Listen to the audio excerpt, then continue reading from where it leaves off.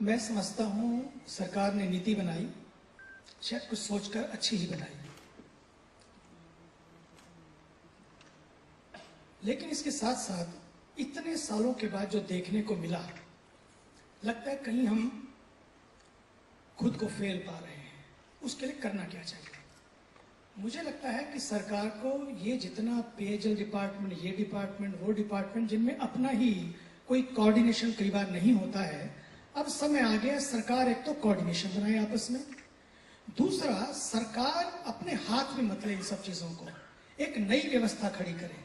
उस नई व्यवस्था में केवल सरकार मॉनिटरिंग करे, बाकी उसमें ऐसा सिस्टम खड़ा करना चाहिए जीपीपीआर की तरह, जिसमें गवर्नमेंट और प्राइवेट पब्लिक पार्टनरशिप हो, जिसमें सभी के सरोकारों को जोड़ा जाए, सबको जोड़ा जाए। एक दूसरा, उसमें जो आर्थिक व्यवस्था है, अर्थ की व्यवस्था तो करें, लेकिन उस अर्थ को खर्चने की व्यवस्था सरकार के हाथ में नहीं होनी चाहिए, क्योंकि हम उसका परिणाम देख रहे हैं। उसके लिए एक प्राइवेट एजेंसीज बने, और आपके सामने इसका उदाहरण मैं देना चाहता हूं, वो है मेट्रो।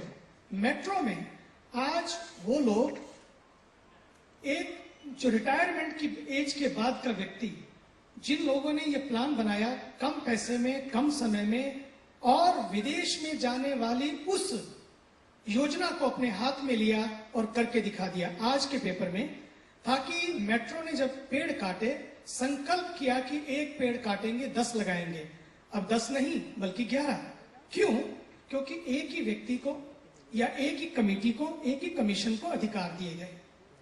ये पैसा, ये पावर, ये अथॉरिटी, ये टाइम लिमिट, यही सरकार को अब करने का समय आ गया है, क्योंकि हमारे सामने अब सक्सेस स्टोरी है।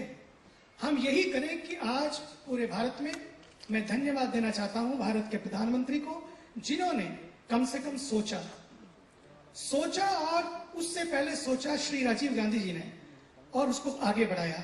लेकिन उसके बाद राष्ट्रीय धरोहर भी गंगा घोषित हुई। लेकिन अब समय आया है, जैसा कि हमारे श्री तरुण विजय जी ने कहा, कि एक सख्ती की जरूरत है।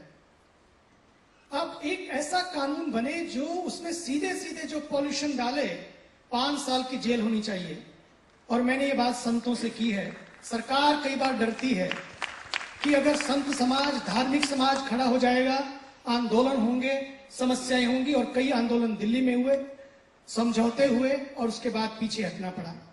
मैं चाहता हूं, भारत के पास इस समय एक सुंदर जल संसाधन मंत्री और पर्यावरण मंत्री है, दोनों मिलकर चाहें प्रधानमंत्री के साथ सलाह करके एक नया सिस्टम खड़ा करें।